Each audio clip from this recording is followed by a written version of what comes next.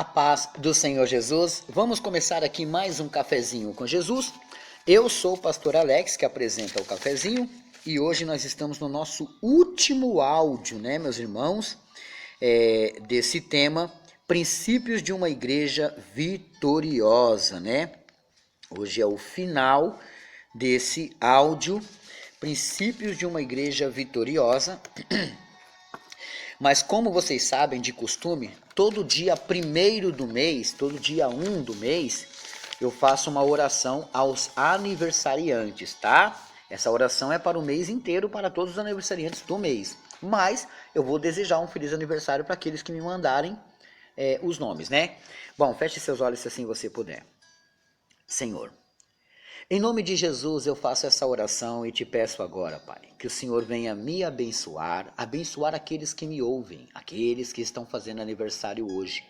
Que o Senhor possa repreender e jogar por terra todo o mal e garantir sobre eles a vitória. Pai, cumprindo sobre eles o seu desejo. Espírito Santo da verdade, eu te peço que o Senhor venha ser conosco, com cada um que está aniversariando esse mês. Que o Senhor multiplique os anos de vida, abençoando, repreendendo o mal e garantindo a vitória, em nome do Pai, do Filho e do Espírito Santo de Deus. Amém?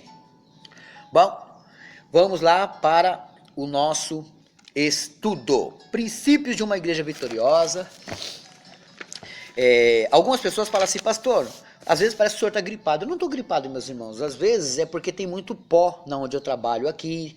Às vezes é alguma coisa que me irrita, né? Mas eu dificilmente fico gripado. Acho que só fico gripado 2 vezes ao ano. E pausa para o cafezinho, só um minutinho. Então, vamos lá. Princípios de uma igreja vitoriosa, né? Hoje é o último áudio. Recebi bastante elogios de coisa que as pessoas não sabiam, né? As pessoas acabaram aprendendo. Isso é muito bom, né? Em primeiro lugar, meus irmãos, olha só, a igreja, na verdade, ela não é unida. Aí ela parece, né, que está vencendo, mas na verdade ela está se derrotando, porque uma casa dividida não prospera. Então, primeira coisa que você tem que saber é que a igreja, na verdade, hoje ela é desunida. Isso não pode. Veja uma união de uma igreja verdadeira, olha, Atos, vamos lá, Atos capítulo 2, uso sempre esse exemplo, né? Atos 2, versículo 44, Atos 2, 44 a 47, ó. E todos os que criam estavam juntos e tinham tudo em comum, viu? E vendiam suas propriedades e fazendas e repartiam com todos segundo cada um havia de mister. Cada um o que precisava. E perseverando unânimes todos os dias no templo, e partindo o pão em casa, comiam juntos com alegrias e singeleza de coração, louvando a Deus e caindo na graça de todo o povo. E todos os dias acrescentava o Senhor à igreja aqueles que se haviam de salvar. Viu? Ninguém precisava pregar para eles. O próprio Deus enviava as pessoas. Olha que forte. É aí que está o nosso erro. A gente só quer para nós, né?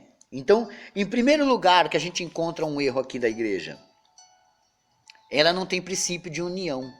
Ela não é unida. Em segundo lugar, ela não pode abandonar os fundamentos, meus irmãos. E ela abandona. Abre a sua Bíblia comigo em Hebreus. Vamos lá? Carta aos Hebreus. Quem escreveu aos Hebreus? Os estudiosos mais respeitáveis acreditam que foi Paulo, pela maneira da escrita, né? Então, eles acreditam, mas nós não sabemos, de fato, quem escreveu Hebreus. Achou aí? Hebreus capítulo 6, versículo 1 e 2. Pelo que, deixando os rudimentos da doutrina de Cristo, prossigamos até a perfeição, não lançando de novo o fundamento do arrependimento de obras mortas e de fé em Deus, e da doutrina dos batismos e da imposição das mãos e da ressurreição dos mortos e do juízo eterno. Tudo isso são rudimentos da doutrina de Cristo que não podem ser abandonadas. Pelo que, deixando os rudimentos da doutrina de Cristo, prossigamos até a perfeição, não lançando de novo o fundamento do arrependimento, de obras mortas e de fé em Deus. É isso que não pode faltar. Esse tipo de fundamento. Tá entendendo? Então a igreja hoje, ela se preocupa muito com dízimos e ofertas. E eu sou pastor, meus irmãos, eu sei que a gente necessita disso. Só que o principal é a alma da pessoa. Não adianta arrancar a lã da ovelha e matar a ovelha. Tem que cuidar da ovelha. A ovelha dá lã todo mês. Todo mês cresce lã, cresce e não para. A igreja pode ter a lã da ovelha, mas também não precisa matar a ovelha. Deu para entender? Bom, o ensinamento que não pode ser abandonado, que a gente viu aqui, é o arrependimento de obras mortas. A obra está morta. Você matou ela, você não fuma, não bebe, mas você está arrependido porque fez isso. Isso não pode. 2. O batismo. Você talvez não está aprendendo sobre o batismo. O batismo é um sepultamento. Você sepulta o velho homem para renascer o novo homem. Mas ninguém prega sobre o batismo, ninguém fala do batismo. A imposição de mãos.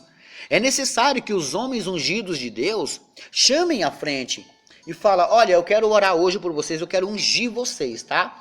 Eu quero ungir vocês, ele vai colocar as mãos sobre vocês. Ah, pastor, mas tem muito pastor aí pecador e tal. Eu falei, irmão, eu não estou falando quem é e quem não é, tá?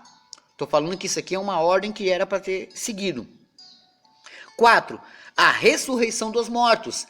Ninguém prega que a gente vai morrer, mas também a gente vai ressurgir. A gente vai viver de novo, meus irmãos. Na verdade, quem vai reviver é o corpo, porque a gente saiu daqui e ainda continuamos vivos, só que em outra dimensão. Morreu aqui, você continua vivo, mas em outra dimensão. E o juízo eterno. Tem que ser pregado isso, meus irmãos. Se não falar disso, as pessoas perecem. É necessário falar essas coisas, meus irmãos, porque senão as pessoas perecem. Elas têm que ter esse conhecimento. Olha aí, marca aí na sua Bíblia, Hebreus 6, 1 e 2. As pessoas têm que pregar isso. A gente só vê mensagens de efeito. E não é para ter essas mensagens de efeito, é para ter uma mensagem que faça de verdade. Não uma mensagem que impressiona. Uma mensagem que chama atenção. Então, tudo isso tem que ter em uma igreja. Se a sua igreja, pasmem o que eu vou falar. Se a sua igreja está baseada em Hebreus capítulo 6, verso 1 e 2, ele fala, pelo que, deixando os rudimentos da doutrina de Cristo, olha só, prossigamos até a perfeição, não lançando de novo um fundamento do arrependimento de obras mortas, e de fé em Deus, e da doutrina dos batismos, e da imposição de mãos, e da ressurreição dos mortos, e do juízo eterno. Entendeu? Não é para tirar isso, não é para tirar isso. Ah, pastor, na minha não tem. Está sem esse princípio. Não é para tirar isso, isso é para continuar. Isso é um desejo do eterno, isso é um desejo de Deus, tá? A igreja vitoriosa, ela tem que seguir esses mandamentos, ela tem que estar dentro desses mandamentos. Senão, com certeza, ela cai, ela perece. Por quê? Porque ela não está seguindo aquilo que foi ortogado a ela, que foi direcionado a ela, que foi mandado com que ela fizesse. Deu para entender? Então, aí complica toda a situação. Porque as pessoas só querem enxergar aquilo que as satisfaz, e isso está errado. Porque a Bíblia está deixando claro aqui, meus irmãos, que nós temos que seguir aquilo que Deus preparou para nós, aquilo que Deus sabe das coisas, Deus deixou preparado, meus irmãos, para a gente. A gente já sabe que essas coisas são boas, porque foi Deus que preparou. Agora a gente quer seguir o que o homem fala, a gente tem que seguir o que Deus mandou, entendeu? Bom, eu finalizo aqui e amanhã começamos 1 Tessalonicenses. Olha aí, essa carta é pequenininha, então talvez eu não vou parar ela Eu vou continuar já em 2 Tessalonicenses também, tá bom? Bom, quero mandar um feliz aniversário aqui para a Nath, do Colorado, amiga da Valdinéia lá em Suzano, né? Meus irmãos, deixa eu dar um recadinho rápido aqui, olha só. Um dos meus aparelhos, que eu falei para vocês que é antigo, né, que eu não tenho condições de ter outros, ele descarregou todo, e aí eu não consegui, isso foi no domingo, meus irmãos, e eu não consegui dar carga nele. Eu deixava o dia inteiro carregando, não adiantava. O que aconteceu? Fui no YouTube, procurei dar um choque, meu cunhado arruma celular, ele tentou, não conseguiu também. Infelizmente eu não consegui. O que eu fiz? Tirei o chip de lá e coloquei num aparelho emprestado. Então eu estou com um aparelho emprestado, tá bom? Por enquanto eu não tenho outro celular. Esse aparelho que eu estou usando, um dos aparelhos que eu estou usando é emprestado. Então, os aniversariantes que estavam na memória daquele celular, eu infelizmente não vou conseguir tirar, porque apagou, até eu ver o que eu faço, né? Porque sai caro uma bateria agora, ainda mais para um modelo antigo. Então, meus irmãos, se tinha alguém que me mandou parabenizar no dia 1 e eu não falei, tá explicado, tá bom? É porque infelizmente, dia 1 não, dia 2, né? Dia 1 e dia 2 eu acho que vai ter esse probleminha.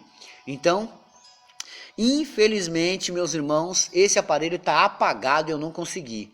É uma luta, é a internet que falta, sabe? É uma luta, meus irmãos. Mas eu parar? Paro não. Se vocês continuar com paciência, eu continuo lutando aqui. Amém? Bom, Deus abençoe a todos e fiquem todos na paz do Senhor Jesus.